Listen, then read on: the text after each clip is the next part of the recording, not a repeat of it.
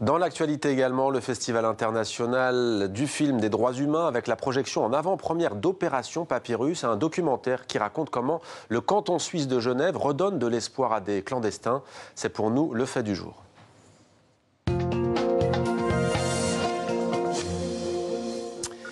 Et avec nous en direct de Genève, Béatrice Guelpa. Bonsoir, merci d'être avec nous. Vous avez réalisé ce documentaire avec Juan José Lozano. Alors c'est l'histoire d'une aventure unique, rare, que vous avez filmée entre février 2017 à fin 2018, tout récemment, c'était il y a 3 mois. Quelle est donc cette opération Papyrus lancée par Genève, dites-nous?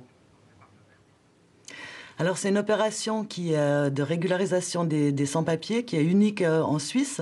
C'est la première fois qu'un canton décide de procéder à des régularisations de personnes qui sont là depuis parfois des dizaines d'années qui travaillent, qui sont tout à fait intégrés dans la société, mais qui n'avaient pas de permis B, donc un statut pour vivre en Suisse légalement.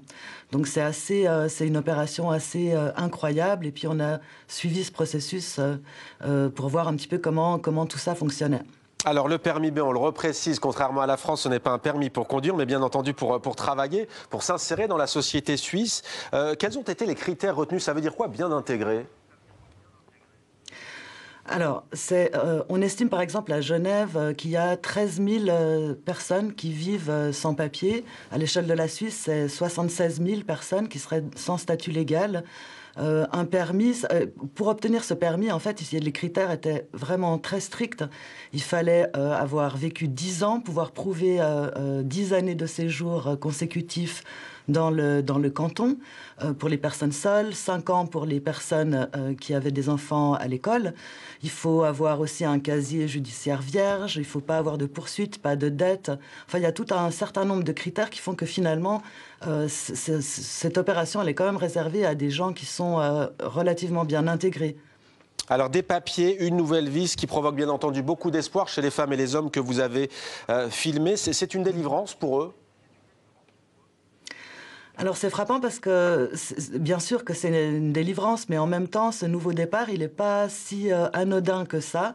On voit que c'était intéressant de voir que finalement, quand on obtient ce permis, c'est le début de quelque chose et la fin quand même d'années où on a vécu finalement un peu caché, un peu dans l'ombre. C'est pas si évident que ça. Il suffit pas du bout de papier pour que la vie change d'un jour à l'autre. C'est ça qui nous a pas mal frappé en suivant ces personnes. Quand elles sont dans l'endroit où elles vont pouvoir obtenir ces papiers, hein, dans l'Office cantonal de la population, qu'elles prennent leurs photos pour le passeport biométrique, enfin pour le document, on a un peu l'impression qu'elles avaient reçu comme un gros coup sur la tête parce que tout d'un coup, tout ça, ça fait beaucoup de nouveautés à gérer en même temps, en fait. Voilà, de l'espoir donc, mais aussi des angoisses et même de la méfiance. On pourra revoir demain, jeudi 14 mars, votre film, votre documentaire Opération Papyrus lors de ce festival du film des droits humains. Merci beaucoup Béatrice Guelpa d'avoir été avec nous.